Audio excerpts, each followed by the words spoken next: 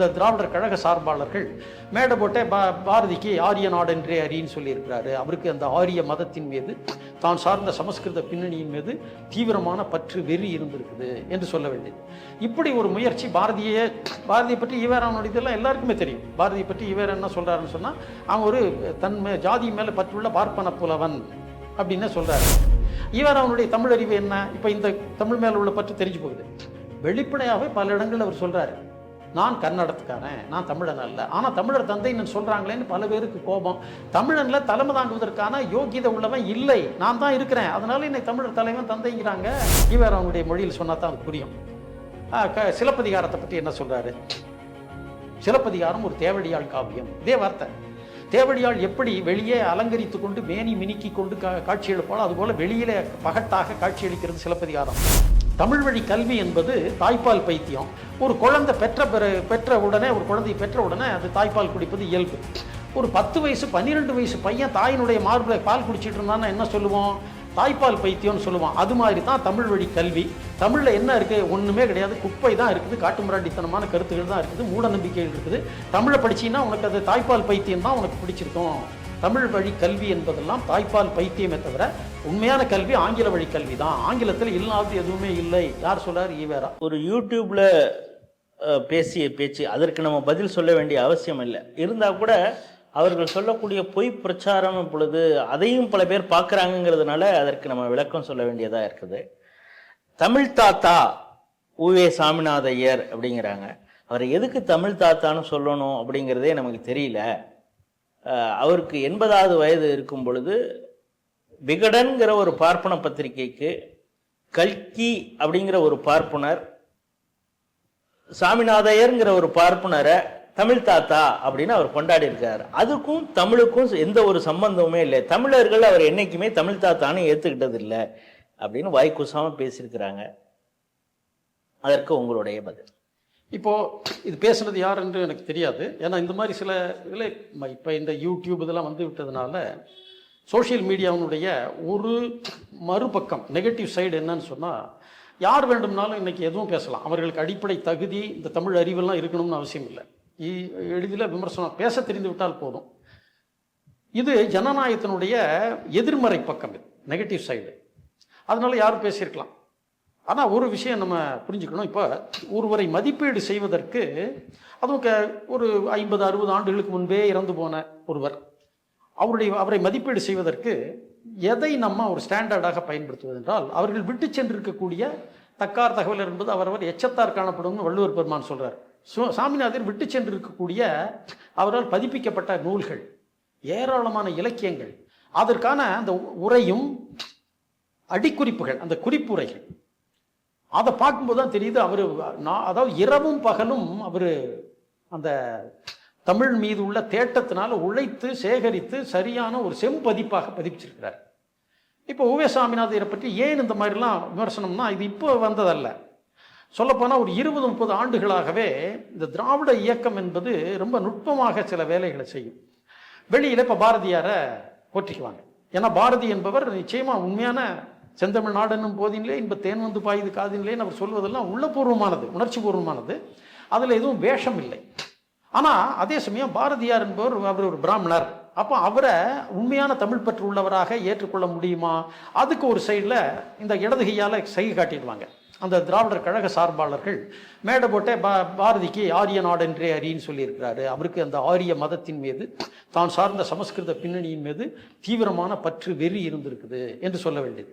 இப்படி ஒரு முயற்சி பாரதியை பற்றி ஈவேரானுடைய இதெல்லாம் எல்லாருக்குமே தெரியும். பாரதியை பற்றி ஈவேரா என்ன சொல்கிறாருன்னு சொன்னால், அவன் ஒரு ஜாதி மேலே பற்றுள்ள பார்ப்பன புலவன் அப்படின்னு சொல்கிறார். பொய்யன் அப்படிங்கிறார். உவே சாமிநாதையர் உஞ்சவருத்தி எடுக்க வேண்டியவர் அப்படின்னு சொல்கிறார். ஸோ இந்த முயற்சி, இந்த திராவிடர் கழகம் வந்து எதை பற்றியுமே கவலைப்பட மாட்டாங்க. காரணம் என்னவென்றால், அவர்களுக்கு தமிழை பற்றிய ஒரு ஆழ்ந்த ஈடுபாடு இல்லை. ஈடுபாடு இருக்கிறவர்கள் ஒழுங்காக படித்திருந்தார்கள் என்றால் தெரியும் எந்த அளவுக்கு அவர் எங்கெங்கெல்லாம் சேகரித்து சொல்கிறார்.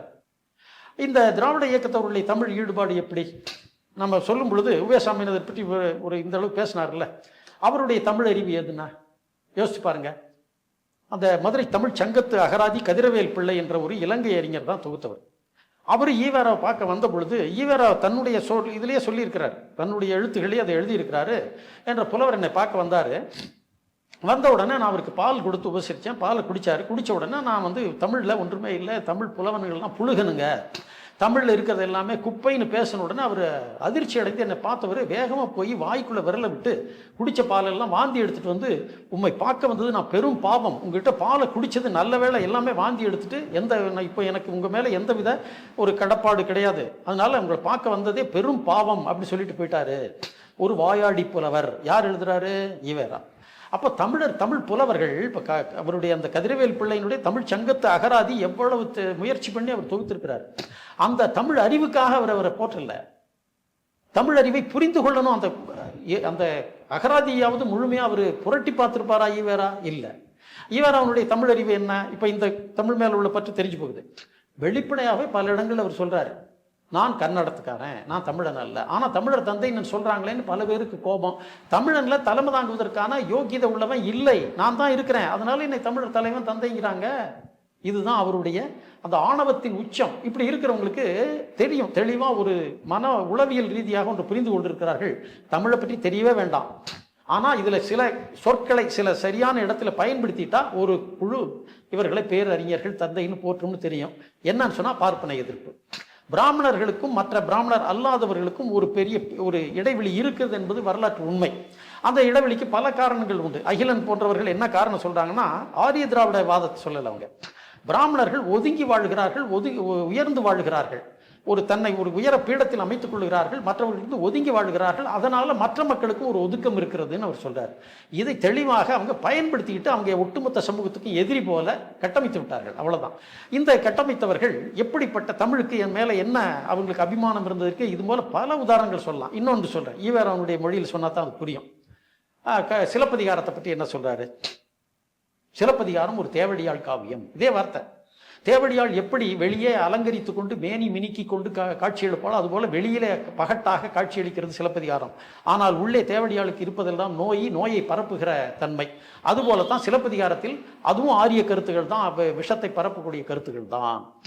அந்த கண்ணகி அவள் கோவலன் என்ன செய்தாலும் ஏற்றுக்குவாளாம். மதுரை அவருக்கு கோபம் வந்துச்சு, மதுரை எரிக்கணும்னு சொன்னபோது அந்த முட்டா பொம்பளை முலையில் என்ன பாஸ்பரஸாக இருந்தது, முலையை திருகி எரிஞ்சு மதுரை எரிச்சாலாம். இது ஈவேராவுடைய ஒரு விமர்சனம். இளங்கோவடிகள் இவரை பற்றி, சிலப்பதிகாரத்தை பற்றி ஒரு விடயம் புரிந்து கொள்ள வேண்டும். இப்போ சிலப்பதிகாரம் விமர்சனத்துக்கு அப்பாற்பட்டதெல்லாம் இல்லை. கண்ணகியினுடைய பாத்திர படைப்பை விட விமர்சனத்துக்கு உட்பட்டதான், அது நம்ம மறுக்கல. ஆனால் விமர்சனம் என்பது நுண்ணுணர்வோடு சென்சிட்டிவாக இருக்கணும். ஒரு கவிஞனுடைய உள்ளத்தை புரிந்து கொண்டு அந்த ஒரு செயல் நடக்குதாக அவன் சித்தரிக்கிறான்னா அதற்கு பின்னணி என்ன, வரலாற்று பின்புலம் உண்டா? இப்போ கண்ணகி மதுரை எரித்தாளா என்பதெல்லாம் அது வரலாறாங்கிறது கேள்வி அல்ல.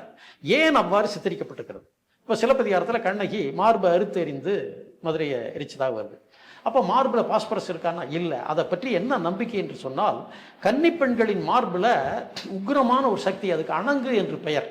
நற்றிணையில் ஒரு பாடல்லையே வருது, உடன்போக்குன்னு காதலன் காதலியும் ஒரு அதாவது வீட்டிலிருந்து புறப்பட்டு ஓடி போய் திருமணம் தாலி கட்டிக்குன்னு சொல்லுவாங்கள்ல, அந்த மாதிரி அதை உடன்போக்கு என்று சொல்வார்கள். பாலையில் வழியில் போகும்போது புன்க மரத்து தளிர்களை எடுத்து அந்த தலைவி அந்த காதலியினுடைய மார்பில் அதை பிணைத்து கட்டுறாள். அந்த கொப்பு அதை மார்பில் பிணைத்து கட்டுறானா. எதற்கு என்று சொன்னால், அந்த கன்னிப்பெண்களின் மார்பில் இருக்கக்கூடிய உக்ர சக்தி அதை கொஞ்சம் தணியுமா அந்த புன்க மரத்தினுடைய ஒரு தளிர்களால். இன்னைக்கு வரைக்கும் அந்த புங்க மரம் கொள்ளிவாய் பிசாசுகளை விரட்டக்கூடியது அப்படின்னு சொல்லி நம்பிக்கை உண்டு. இன்றைக்கும் அதை அந்த மாந்திரிகத்தில் உண்டு. அது சரியோ தப்போ நான் சொல்ல வருவது இந்த வரலாற்று பின்புலத்தோடு இதை பாருங்க. அந்த வரி எப்படி வருதுன்னா, சுணங்கணி வனமுலை அணங்குகுல திமிரி. சுணங்கு என்றால் தேமல் என்பது பெண்களுக்கு அழகான ஒரு அழகு என்ற கருத்து உண்டு. சுணங்கு அணிந்த அந்த தேமல் பாய்ந்த பறந்த மார்பில் முலையில் அணங்கு குழாதில் வீற்றிருக்கின்ற வீற்று தெய்வம். இதை உரையாசிரியர்கள் முலைமேல் தோன்றும் வீற்று தெய்வம்னே சொல்றாங்க. இதற்கு வீரலட்சுமி என்றும் சில பேர் பொருள் சொல்றாங்க. அதுதான் அந்த சாதாரணம் இருக்கக்கூடிய ஒரு பெண் குழந்தையை பருவம் எய்தும் போது திரண்ட மார்புகளை உருவாக்குது. அந்த கன்னித்தன்மை கழியும் போது அது பிள்ளை பெற்றுவிட்டால் பாலூட்டக்கூடிய மார்பாக மாறிடுது. அது வரைக்கும் அது எதிர்மறை ஆற்றலாக இருக்கிறது என்பது தான் அந்த சுணங்கணிவான முலை அணங்குகுல திமிரி என்பது. இப்போ ஒன்று யோசித்து பாருங்கள், கண்ணகி திருமணமானவள் தான், கன்னிப்பெண் அல்ல, ஆனால் பிள்ளை பெறாதவள். அப்ப பிள்ளை பெறாதவளுக்கு இருக்கக்கூடிய அந்த கன்னித்தன்மையினுடைய அந்த ஆற்றல் அவளுக்குள்ள உள்ள இருக்குது. அந்த கணவனை அநியாயமாக கொண்டு விட்டார்களே, கொலைப்பழி சுமத்தி தண்டனை கொடுத்து விட்டார்களே என்ற ஆங்காரத்தில் அவள் அந்த மார்பை அறுத்தெறிந்து அந்த வீட்டு தெய்வத்தினுடைய ஆற்றலால் தான் மதுரை எரிக்கிறதாக தான் அவர் இளங்கோவடிகள் அப்படி கொண்டு வர்றாரு. இந்த மாதிரி ஒரு பெண்களுடைய கன்னிப்பெண்களுடைய மார்பில் ஒரு உக்ரசக்தி இருக்கிறது என்று சொல்வது போல ஒரு திருமணமாகி பிள்ளை பெற்ற பெண்ணுக்கு பாலூட்டுவதனால அது ஒரு ஒரு பாசிட்டிவான ஒரு ஆற்றலாக, ஒரு உடன்பாட்டு நிலை ஆற்றலாக அது மாறிவிடுகிறது, ஆக்கபூர்வமான ஆற்றலாக மாறிவிடுகிறது என்பதற்கும் இதே மதுரையில் ஒரு தடயம் இருக்கிறது. என்ன தடயம்? இது கண்ணகி ஒரு சமண சமயத்து பெண். அவள் பிறந்த ஊர் பூம்புகார். அந்த பூம்புகார்லேருந்து ஒரு 25 கிலோமீட்டர் தொலைவில் தான் சீர்காழி என்ற ஊர் இருக்குது. அந்த சீர்காழியில் பிறந்தவர் திருஞான சம்பந்தர். அவர் ஒரு 7ஆம் நூற்றாண்டு தொடக்கம் மதுரைக்கு வர்றாரு. அந்த சமணர்களோடு அனல்வாதம் புனல்வாதம் என்ற 2 வாதம் நடப்பதாக சொல்லியிருக்காங்க. அது தொடர்பான பாடல்கள் கிடைக்குது. அதில் அனல்வாதத்தில் ஒரு நெருப்பை அதை உருவாக்கி அதில் சமணர்கள் தங்கள் மந்திரமாகிய அஸ்தினாஸ்தி என்ற மந்திரத்தை எழுதியப்பட்ட ஒரு சுவடியை போட்டார்கள் என்றும் அது பொசுங்கி விட்டது என்றும், சம்பந்தர் தன்னுடைய ஒவ்வொரு திருத்தல யாத்திரையின் போது ஒவ்வொரு ஊரை பற்றியும் இயல்பாக ஸ்பான்டேனியஸாக பல பாடல்கள் பாடுவார். அதெல்லாம் கூட சம்பந்த சரணாலயர் என்பவர் கூட இருந்தே ஓலைச்சுவடியில் எழுதி வைத்துக் கொள்வார் என்று ஒரு சேக்கிழார் சொல்றார். உண்மையாக இருந்திருக்கலாம், இல்லாமல் இருக்கலாம். ஆனால் சம்பந்தர் பாடக்கூடிய பாடல்களை ஓலைச்சுவடியில் எழுதக்கூடிய மரபு இருந்திருக்கு. அப்படிப்பட்ட ஓலைச்சுவடியில் ஒன்று நூலிட்டு பிரிப்பார்கள். அது பிரித்த உடனே ஒன்று எடுன்னு சொல்கிறார். எடுத்து அதை என்னன்னு ஓலை சுவடி என்றே பார்க்காமல் அந்த நெருப்பில் போடுறாரு. அது எரியாமல் பச்சையாகவே இருக்குது. அதுக்கு பச்சை பதிகம் என்று பெயர். அந்த பதிகம் என்ன பதிகம் என்றால், காரைக்கால் பக்கத்தில் உள்ள திருநள்ளாற்றை பற்றிய பதிகம். திருநள்ளாறு பதிகத்தில் முதல் வரியை எப்படி தொடங்குதுன்னா, சம்பந்தர் பாடிய பதிகம். போகமார்த்த பூன்முலையாள் தன்னடும் பாகமார்த்த பைங்கண் வெள்ளேற்றண்ணல் பரமேட்டி என்று தொடங்குகிறது. போகமார்த்த பூன்முலையாள் உமையன்னையினுடைய முலை மார்பு அதில் இடம்பெற்றிருக்கிறது. அந்த மார்பு உமையன்னையினுடைய மார்பு எந்த செயலுக்காக அது போற்றப்படுகிறது? சௌந்தரிய லகரியில் ஆதிசங்கரர் சொல்றாரு, ஒரு திராவிட சிசுவனுடைய ஸ்தன்யபானத்தை அருந்தியதால் தானே, ஸ்தனம் என்றால் மார்பு, முளைப்பாலை அருந்தியதால் தானே கவிமழையாக பொழிந்தான் என்று சங்கரர் சொல்றாரு. அதை தான் இவர் சம்பந்தர் அவர் ஞானப்பால் அருந்தியவராக அவர் சொல்லுவதுண்டு. அவரே ஒரு இடத்துல போதையார் கிண்ணத்து அடிசில் பொல்லாதன தாதையார் முனிய தானனை ஆண்டவன் சொல்வது அதுதான் அந்த மாதிரி ஒரு கருத்து உடையதுன்னு சொல்லுவாங்க. அப்போ அந்த ஞானப்பால் அருந்திய தான் எந்த மார்பில் ஞானப்பால் அருந்தினாரோ அந்த மார்பு பிள்ளைகளை வளர்க்கக்கூடிய அமுதத்தை சொரியக்கூடிய மார்பு. அந்த மார்பை பாடி எதிர்மறையான ஒரு சமண மதத்தினுடைய எந்த சமண மத சார்ந்த ஒரு பெண்ணால் இதே மதுரை எரிக்கப்பட்டதோ அங்கே சமணர்கள் என்று அவர்களை எதிர்த்து வாழிடும் போது இந்த நெருப்பை அவர் எதிர்கொள்ளக்கூடிய ஆற்றல் உள்ள ஒரு சொல்லாக அந்த முலை என்ற சொல், அதுவும் உமையம்மையினுடைய ஒரு ஆக்கபூர்வமான சக்தி உள்ள அந்த மார்பு, அதை பாடி அந்த பாட்டை அவர் தற்செயலாக எடுத்து அவர் நெருப்பில் போட்டபோது அது பச்சையாக இருக்கிறது, நெருப்பை வென்று விடுகிறது. இதை அவர் சம்பந்தரே பாடுறாரு 10 பாட்டில். ஏன் இப்படி இருந்ததுன்னு அவருக்கு ஆச்சரியம். ஓஹோ, இந்த முலை என்ற சொல் இருப்பதனால தான் அவர் 10 பாட்டு. அதில் ஒரு பாட்டு, தளிரிள வளருளி உமை இணை முலையவை குலவலில் வளர் எரியினில் இடிலிவை பழுதிலை மெய்மையே என்று 10 பாட்டு பாடுறார். அப்போ அன்னையினுடைய முலை என்ற அந்த சொல் இடம்பெற்றிருப்பதால் நெருப்பு இதை எரிக்காது என்று. இது என்ன நம்பிக்கை? இது உண்மையா நடந்ததா இல்லையா அந்த கேள்வி நம்ம போகல. என்ன சொல்ல வருகிறோம் என்றால், அற்புதங்கள் சாத்தியமா என்பதெல்லாம் முக்கியமல்ல. என்ன சொல்ல வருகிறோம் என்றால், ஒவ்வொரு சமயமும் தங்களுக்கு அந்த பழங்குடி நம்பிக்கைகளை எப்படி தங்களுக்கு சாதகமாக பயன்படுத்தி தங்களுடைய அந்த காட்சிகளை அரங்கேற்றுகிறார்கள். கண்ணகி அவர் மார்பணி இருந்தது பாஸ்பரஸ் எல்லாம் கிடையாது, பழங்குடி நம்பிக்கையினுடைய ஒரு தொடர்ச்சி. சம்பந்தர் பாடுவதும் அந்த நம்பிக்கையினுடைய இன்னொரு பக்கம், அமுது ஊட்டி வளர்க்கக்கூடிய இல்லற பெண்டிர் பிள்ளை பெற்ற பெண்டிருடைய மார்பில் இருக்கக்கூடிய அருள் வழங்கக்கூடிய சக்தி. எனவே இந்த மாதிரி வரலாறு தெரிந்திருந்தால் இப்படியெல்லாம் முட்டாள்தனமாக பேச மாட்டாங்க. இது பேசுவதற்கு ஒரே காரணம், தமிழ்நாட்டில் எது பேசினாலும் கைதட்டி ரசிப்பதற்கு ஒரு கூட்டம் உண்டு. தமிழை பழிச்சு பேசினாலும் கைதட்டுவாங்க. இப்படி பேசுறாரு.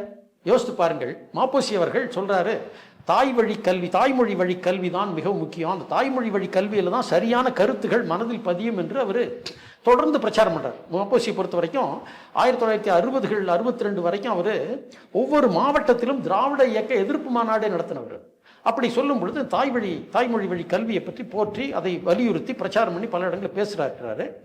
அதற்கு எதிர்நிலை எடுத்த ஈவேரா என்ன சொல்றாருன்னா, தாய்ப்பால் பைத்தியம்னு எழுதுறாரு. தமிழ் வழி கல்வி என்பது தாய்ப்பால் பைத்தியம். ஒரு குழந்தை பெற்ற உடனே அது தாய்ப்பால் குடிப்பது இயல்பு. ஒரு 10 வயசு 12 வயசு பையன் தாயினுடைய மார்பில் பால் குடிச்சிட்டு இருந்தான்னா என்ன சொல்லுவோம்? தாய்ப்பால் பைத்தியம்னு சொல்லுவான். அது மாதிரி தான் தமிழ் வழி கல்வி. தமிழில் என்ன இருக்குது? ஒன்றுமே கிடையாது, குப்பை தான் இருக்குது, காட்டுமிராண்டித்தனமான கருத்துக்கள் தான் இருக்குது, மூட நம்பிக்கைகள் இருக்குது. தமிழை படிச்சின்னா உனக்கு அது தாய்ப்பால் பைத்தியம் தான் உனக்கு பிடிச்சிருக்கும். தமிழ் வழி கல்வி என்பதெல்லாம் தாய்ப்பால் பைத்தியமே தவிர உண்மையான கல்வி ஆங்கில வழி கல்வி தான். ஆங்கிலத்தில் இல்லாதது எதுவுமே இல்லை. யார் சொல்றார்? ஈவேரா, தமிழர் தந்தை என்று இவர்களால் போற்றப்படக்கூடிய ஈவேரா. இப்படிப்பட்டவர்களை போற்றக்கூடியவர்கள் உவேசா போன்ற பெரும் தொண்டர்களை, தமிழ் தொண்டர்களை, அவர் தமிழ்த்தாயினுடைய தலைமை தொண்டன் என்றே தன்னை குறிப்பிட்டுக் கொண்டவர். அப்படிப்பட்டவர்களை எல்லாம் இப்படி தான் இழித்து பேசுவது என்பதெல்லாம் இது ஆச்சரியப்படுறதுக்கல்ல. உவேசை பற்றி சொல்லுதா இருந்தா இப்போ ஒரு இது ஒப்பிட்டு காட்டலாம்னு நினைக்கிறேன். தெய்வம் தொழால் கொழுநன் தொழுதழ்வாள் பெய்யன பெய்யும் மழை என்பது ஒரு திருக்குறள். அதற்கு திரு கருணாநிதி அவர்கள் உரை, தெய்வத்தை தொழாமல் கணவனையே தொழுபவள் பெய் என்று நாம் சொன்னவுடன் மழை பெய்தால் எவ்வளவு மகிழ்ச்சிகரமாக இருக்குமோ அப்படிப்பட்டவள், அப்படி மகிழ்ச்சி அளிப்பவள். மிக தெளிவாக தெரியும். இதே குறள் முதலில் தமிழ் இலக்கியத்தில் மேற்கோளாக வருவது மணிமேகலையில் இந்த குறள் வருது. அந்த இடத்துல எதற்காக வருதுன்னு சொன்னா, கற்புடைய பெண்கள் ஆணையிட்டால் மழை பொழியும்னு சொல்வதற்காக தெய்வம் தொழால் கொழுநன் தொழுதழ்வாள் பெய்யன பெய்யும் பெருமழை என்ற அப்பொய்யில் புலவன் பொருளுரை தேராய் என்ற இதுவே வருது. பொய்யில்லாத அந்த புலவனுடைய பொருளுரையை யோசிப்பாரு. அந்த மாதிரி பதிவிரதைகள் ஆணையிட்டால் மழை பொழியும். இது மட்டும் இல்லை, திருக்குறளுக்கு முந்தி உள்ள நூலாகிய ஒரு நூற்றாண்டாவது முந்தி இருக்கலாம், கலித்தொகையில் ஒரு காட்சி வரும். வான் தரு கற்பினாள். அந்த இடத்துல தெளிவாக உவேசா பதிப்பிக்கும் போது எல்லா ஒரு 10 மேற்கோள்கள் காட்டுறாரு. இந்த திருக்குறள் உட்பட பல இலக்கியங்களில் எப்படி பதிவிரதைகள் சொன்னால் மழை பொழியும் என்பதெல்லாம் எப்படி பதிவாகியிருக்கிறது. இதையெல்லாம் படித்திருந்தால் இப்படி பொருள் சொல்லுவாங்களா? தெய்வம் தொழால் கொழுநன் தொழுதவாள் பெய்யன பெய்யும் மழை என்ற திருக்குறளுக்கு இப்படி அபத்தமா பொருள் சொல்வார்களா? மாட்டார்கள். ஆனால் இந்த உரையைத்தான் தலைமையில் ஏற்றி போட்டுவார்கள். உவேசா போன்றவர்களை அவருடைய கண்ணோட்டத்தில் அவர் ஒரு பார்ப்பனர், அவரை கல்கி என்ற பார்ப்பனர் வீட ஆதரித்தவர் என்று இப்படி பேசுவது என்பதே அடிப்படை புரிதலின்மை மட்டும் இல்லை, அதான் மரியாதையின்மை. தமிழ் மேலே இவர்களுக்கு எந்த மரியாதை இருக்காதுங்க. ஏன்னா வானம் அழைந்து அழைத்தும் அணைந்திடும் வன்மொழி வாழியவேன் பாடின பாரதியே தமிழர்கள்னு சொல்லக்கூடியவர்கள். அதனால் இவர்களுடைய தமிழ் பற்று என்பது நிச்சயமா இல்லை, நான் கேள்விக்குறியாக்கவில்லை. இவர்களுக்கு தமிழ் பற்று இல்லை, தமிழ் பற்றிய ஒரு ஆழ்ந்த வாசிப்பு இல்லை என்றே வெளிப்படையாக குற்றம் சாட்டுகிறேன். உவேசாவுடைய இதில் உவேசா விமர்சிக்கத்தகாதவரான்னு நான் சொல்லலை. எல்லா இவர்களும் தமிழ் அறிஞர்களும் விமர்சனத்துக்கு ஆட்படுத்தப்பட வேண்டியவர்கள் தான். ஆனால் அந்த விமர்சனம் என்பது அவர்களை படித்து விட்டு பேசணும். அவர்களுடைய படிக்காமலேயே அவர்களை பற்றி ஒரு மறுபக்கத்திலிருந்து நெகட்டிவ் சைட்லேருந்து அவர்களை பார்த்து நோக்கம் கற்பிப்பது என்பது விமர்சனமே அல்ல, அது அவதூறு. அதுவும் அவ்வளோ பெரிய தொண்டர்களுக்கு நம்ம அவர்களை பற்றி பழித்து பேசுவது என்பது அவர்களுக்கு செய்யக்கூடிய இழைக்கக்கூடிய மிகப்பெரிய துரோகம். எந்த அளவிற்கு அவர் ஒரு ஒரு வரிக்கு ஒரு 15 இடங்களில் மேற்கோள் காட்டுவார். அவருடைய பதிப்பை இன்னைக்கும் செம்பதிப்பு என்று ஏன் போற்றப்படுகிறது என்று சொன்னால், அவர் அளவுக்கெல்லாம் மிக தேடி தேடி அவர் இந்த மேற்கோள்கள் காட்டி இதுக்கு இந்த இடத்துல இந்த மாதிரி பதிவாக இருக்கிறது. இப்போ சீவக சிந்தாமணி பதிப்பெல்லாம் எடுத்துங்க. சீவக சிந்தாமணி பதிப்புல எல்லாம் அவர் எங்கெங்கிருந்தெல்லாம் மேற்கோள் காட்டுறாரு. அதற்காக எத்தனை சமண அறிஞர்களை எல்லாம் அவர் சந்தித்திருக்கிறார். மணிமேகலை எடுத்துக்கொள்ளுங்கள். மணிமேகலை பதிப்பு என்பது ஒரு புத்த மதம் இந்தியாவில் இல்லை, ஆனால் அது புத்த மத நூல். அப்போ அதை பதிப்பிக்கிறதுக்காக சில டெர்மினாலஜி, புத்த மதத்தினுடைய சில சொற்களுக்கு பொது அரங்கில் வரக்கூடிய ஒரு புரிதல் வேறு. இப்போ வேதனை என்ற சொல்லுக்கு நம்ம வேதனைப்படுகிறோம்னு சொல்றது உண்டு. புத்த மதத்தில் வேதனா என்பதற்கு வேறு பொருள் உண்டு. அப்போ அதையெல்லாம் தேடி தேடி கண்டறிந்து பல புத்த பிட்சுக்களை எல்லாம் சந்தித்து அதெல்லாம் அவர்களுடைய சொல்லக்கூடிய பொருளை எல்லாம் எடுத்து அவர் எழுதுகிறார். அப்போ இந்த அளவுக்கு ஒரு தேட்டம் உடைய ஒரு மனிதரை நம்ம ஒரே ஒரு எடுத்த எடுப்பிலேயே ஒரு சொல்லில் விமர்சித்து போயிடுறோம். உவேசாமிநாதரை பற்றி இதை ஒரு 30 ஆண்டுகளுக்கு முந்தைய இந்த விமர்சனம் வந்தது. அதாவது அந்த பார்ப்பார் தப்பிய கொடுமையோர்க்கும் மானிழை மகளிர் கருச்சிதைத்தோர்க்கும் பார்ப்பார் தப்பிய கொடுமையோர்க்கும் ஆண்முலை அறுத்த அறநிலோர்க்கும் உய்தி உண்டெனிலும் செய்தி கொன்றோர்க்கு உய்தி இல்லை என அறம்பாடிற்றே ஆயிழை கணத என்று ஒரு புறநானூற்று வரி. அதாவது ஆண்முலை அறுத்த அறநிலோர் பசுக்களுடைய மார்பை மடியை அடித்தவர்களுக்கு, பார்ப்பார் தப்பிய கொடுமையோர் பிராமணர்களை கொன்றவர்களுக்கு, மானிழை மகளிர் கருச்சிதைத்தவர் கர்ப்பிணி பெண்களுடைய கர்ப்பத்தை சிதைத்தவர்கள், இவர்களுக்கெல்லாம் கூட உய்வு உண்டு, கழுவாய் உண்டு, ஆனால் செய்நன்றி கொண்டவர்களுக்கு கழுவாய் இல்லை என்று அறம்பாடிற்று என்று ஒரு பொருள். இந்த இடத்துல பார்ப்பார் தப்பிய என்று வரவில்லை, குறவர் தப்பிய என்று தான் இருந்திருக்கிறது. குறவர் தப்பிய கொடுமையோருக்கு தான் அந்த வரி தான் இருந்திருக்கிறது. உவேசா மாற்றி விட்டார் என்று ஒரு குற்றச்சாட்டு. இது உண்மை என்ன என்று சொன்னால், இந்த குறவர் தப்பிய கொடுமையோர்க்கும் என்ற வரி உள்ள சில சுவடிகளை பார்த்ததாக பிரான்சிஸ் வைட் எல்லிஸ் 1810 எழுதுறார். அது உண்மைதான். ஆனால் உவேசாவுக்கு கிடைத்த சுவடிகளும் இந்த மற்ற பொது அரங்கில் இன்னைக்கு கிடைத்திருக்கக்கூடிய சுவடிகள் எதிலையுமே இந்த வரி குறவர் தப்பியா என்று இல்லை, பார்ப்பார் தப்பிய குடும்பம் இருக்கும் என்று தான் இருக்கிறது. அப்படி என்றால் எல்லிஸுக்கு கிடைத்திருக்கிறது, கிடைக்காதது அவர் சொல்லியிருக்க மாட்டார். ஆனால் உவேசாவுக்கு கிடைத்தது அவர் காலத்தில் இன்றைக்கு வரைக்கும் வழக்கில் இருக்கக்கூடியது கிடைத்த பெரும்பாலான சுவடிகளில் இந்த வார்த்தை தான் இருக்குது. அதைத்தான் அவர் போட்டிருக்கிறார். அப்போ அதை எப்படி திருத்தப்பட்டது என்று சொன்னீர்கள் என்றால் இன்னொரு புறநானூறு சொல்றேன். ஆவும் ஆணியர் பார்ப்பனமாக்களும் தென்புல வாழ்நர்க்கு அருங்கடனிற்கும் முதல்வர் பெறாதீரும் என் அம்பு கடிவிடுதும் நும்மரன் சேர்மின அறத்தாறு நுவலும் பூட்கை என்று ஒரு பொன்னான் என்ன சொல்ல வர்றாங்க? ஆவும் ஆணியர் பார்ப்பனமாக்களும், பசுக்கள் போன்ற இயல்புடைய பிராமணர்களும் பெண்டிர்களும் இவர்களும் அந்த போர் தொடங்கிவிட்டது, நீங்கள்லாம் ஒழுங்காக ஒதுங்கி போய்விடுங்கள், உங்களையெல்லாம் நாங்கள் வதைக்க மாட்டோம், நாங்கள் போரில் இறங்கக்கூடிய ஆற்றல் மிகு படை வீரர்கள் ஒருவருக்கொருவர் போரிடப் போகிறோம். பொதுமக்களை இன்றைக்கும் பொதுமக்கள் மேல குண்டு போடக்கூடாது என்பது போல சில தர்மங்கள் இன்றைக்கு வரை கடைபிடிக்கிறது. அதுபோல அன்றைக்கு இருந்த தர்மம் இதுல சரியா தப்பாங்கிறது விட்டுருங்க. அந்த வார்த்தை ஆவும் ஆணியர் பார்ப்பனமாக்களும், இது ஆணியர் குறவமாக்களும் எந்த ஒரு இதுலையும் வரல. அப்ப பார்ப்பனமாக்கள் என்று சொல்லக்கூடிய மரபும் இருந்திருக்கிறது. அதை முதல்ல புரிந்து கொள்ளுங்கள். இது யாரும் திருத்தினதல்ல. அப்ப பார்ப்பார் தப்பிய கொடுமையோர்க்கும் இன்னைக்கு உள்ள சுவடிகள் அத்தனையிலையும் அதான் இருக்குது. அப்போ உவேசா மட்டும் எல்லா சுவடிகளும் அவர் போய் திருத்தி இருக்க முடியுமா? அப்போ ஒருவரை பற்றி குறை சொல்லும் பொழுது நீங்க எல்லிஸ் இப்படி சொல்லி இருக்கிறார் என்பதை சுட்டிக்காட்டுங்க. இப்படி ஒரு பாடம் உண்டு. குறவர் தப்பிய கொடுமையோர்க்கும். குறவர் என்று சொன்னால் இருமுது குறவர் என்பது தாய் தந்தையர்கள். அதை தவிர ஆசிரியரையும் குறவர் என்று சொல்வது உண்டு. குறவர் தப்பிய கொடுமையோர்க்கும் என்று சொல்வதில் அந்த இடத்துல பொருள் உள்ள வார்த்தைகள் தான். ஆனால் பார்ப்பார் தப்பிய கொடுமையோர்க்கும் என்று தான் பல சுவடிகளில் இருந்திருக்கிறது. அதை அவர் பதிப்பித்திருக்கிறார், அவ்வளவுதான். இன்றைக்கு அந்த மாதிரி குறவர் தப்பிய கொடுமையோர்க்கும் என்ற சுவடிகள் இருந்தால் அதை தேடி கண்டுபிடித்து இந்த மாதிரி சுவடிகள்லாம் இருக்கிறது என்று வாதிடணுமே தவிர இவர் திருத்தி விட்டார் என்று வாதிடுவது உள்நோக்கம் கற்பிப்பது என்பது மிகப்பெரிய துரோக செயல், தமிழுக்கே செய்யக்கூடிய துரோகம் தான் அது. உவேசா அப்படிப்பட்ட இழிவானவர் அல்ல. அவருடைய பல நூல்களை படிக்கும் போது தான் தெரியுது அவர் எவ்வளவு வெளிப்படையான மனிதர் என்று தெரிகிறது. அதனால இது இந்த மாதிரி செல்வது ஒரு கயமையாகத்தான் நான் பார்க்கிறேன், ஒரு இழிவான செயலாகத்தான் நான் பார்க்கிறேன். அதிலே ஒன்று சொல்றாங்க, அந்த நேரத்தில் ஒரு ஓலைச்சுவடி பதிப்பிச்சாருன்னா அந்த வசதி எங்கள் முப்பாட்டனுக்கெல்லாம் இல்லை, அவர்கிட்ட காசு இருந்தது, இல்லைன்னா அவருக்கு சப்போர்ட் பண்ணுறதுக்கு ஆள் இருந்தாங்க, அதனால் அவர் பண்ணார்.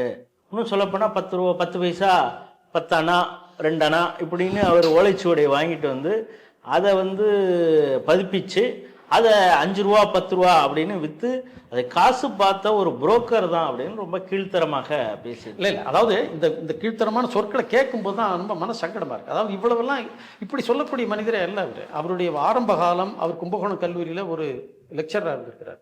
அப்புறம் திருவாவூதுறை ஆதீனத்தினுடைய தொடர்புனால தான் அவர் இந்த பணியிலே இறங்குறார். பதிப்பில் இறங்குறது இரவு பகலாக அதற்காக அவர் செய்திருக்கிறாரு. அவர் திருவாவூதுறை ஆதீனகத்திற்கும் தமக்கும் உள்ள தொடர்புகள், ஆதீன நூலகத்தை எப்படியெல்லாம் பயன்படுத்தினோம், அப்புறம் எங்கெங்கெல்லாம் தேடி சென்றோம்.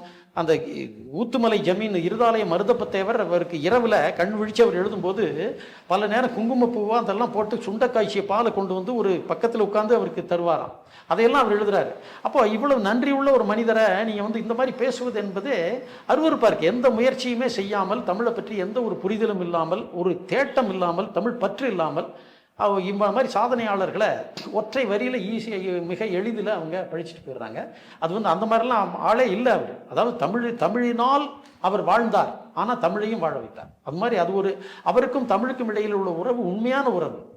அவர் தமிழால் அவர் வாழவில்லை என்று நான் சொல்லவில்லை, ஆனால் அதனால தமிழை பயன்படுத்தி பிழைப்பு நடத்தவில்லை. இன்றைக்குள்ள அரசியல்வாதிகள் மாதிரி தமிழ் வாழ்க என்ற கோஷம் போட்டுட்டு பல பேரை தீக்குளிக்க வச்சுட்டு, இந்திய எதிர்ப்பு என்ற பேரில் தீக்குளிக்க வச்சுட்டு தங்கள் அந்த பிணத்து மேலே ஏறி பதவி அடையக்கூடிய அரசியல்வாதி இல்லை அவர். அந்த மாதிரிலாம் புரோக்கர் வேலையெல்லாம் சொல்லுவதெல்லாம் மிக கீழ்த்தரமான ஒரு விமர்சனம். மேக்சிமம் இதுதான் அவன் சொல்லியிருக்கான். அதுக்கப்புறம் ஒன்றும் பார்த்தீங்கன்னா அவனை அசிங்கமாக தான் நம்ம திட்டணும். அதுக்கப்புறம் இந்த சரஸ்வதி லைப்ரரி அதை மட்டும் இப்போ தஞ்சையில் உள்ள சரஸ்வதி மஹால், அது அங்கே அந்த நூலகத்தை பற்றிய தொடர்பான பிரச்சனை நீண்ட நெடுங்காலமாக இருக்குது. சொல்லப்போனால் ஒரு 50 ஆண்டுகளாகவே இது இருக்குது. அது ஒரு இந்திய அரசின் கல்ச்சுரல் மினிஸ்ட்ரி பண்பாட்டு துறைக்கு கீழே அதை கொண்டு ஒரு நேஷனல் லைப்ரரியாக அதை மாற்றினா நல்லாயிருக்கும். அதை செய்வதற்கான முயற்சியை மேற்கொண்டால் நல்லாயிருக்கும். ஏன்னு சொன்னால் இப்போ இன்றைக்கும் வரைக்கும் அங்கே உள்ள ஊழியர்களுக்கு பென்ஷன் உண்டா, ஓய்வூதியம் உண்டான்னு தெரியாது. ஏன்னா அது ஒரு கமிட்டி, அது நிர்வகிக்கக்கூடிய கமிட்டியில் மாவட்ட ஆட்சியர் இருக்கிறாரு, தஞ்சை ஜூனியர் பிரின்ஸ் இளைய இளவரசர் பரம்பரையாக வரக்கூடிய பதவி அவங்க இருக்கிறாங்க. அந்த மாதிரி ஒரு கமிட்டி தான் அதை நிர்வகிக்குதே தவிர அதை இப்போ தமிழ்நாட்டினுடைய தமிழ் பண்பாட்டுத்துறைக்கு அதுக்கு தொடர்பு இருக்கும். அதனுடைய செயலாளர் இருப்பவர், அவர் ஒரு மெம்பர் செக்ரட்டரி மாதிரி ஏதோ ஒரு போஸ்ட் உண்டு அவருக்கு. அது அரசினுடைய ஊடாட்டத்துக்காக அது இருக்கிறோம். ஆனால் இந்த மாதிரிலாம் இருப்பதை விட்டுட்டு அது ஒரு நேஷனல் ஒரு லைப்ரரியாக அதை மாற்றினால் அது மேம்படுவதற்கு வாய்ப்பு இருக்குது. ஏராளமான அதில் உள்ள மோடி சுவடிகள், அதெல்லாம் எவ்வளோ பெரிய பொக்கிஷங்கள், அதில் உள்ள வரலாற்று தடயங்கள் இருக்குது. அதை தவிர பதிப்பிக்கப்படாத பல நூல்கள் இருக்கின்றன. பதிப்பு பண்ணி நடக்குது உண்மைதான், ஆனாலும் இன்னும் மேம்படுத்தப்பட வேண்டும். அது வழி செய்வதாக இருந்தால் பண்பாட்டுத்துறையினுடைய, மத்திய அரசினுடைய பண்பாட்டுத்துறை கீழே அதை ஒரு நேஷனல் லைப்ரரியாக கொண்டு வந்தால் அது ஒரு வாய்ப்பு இருக்கும்.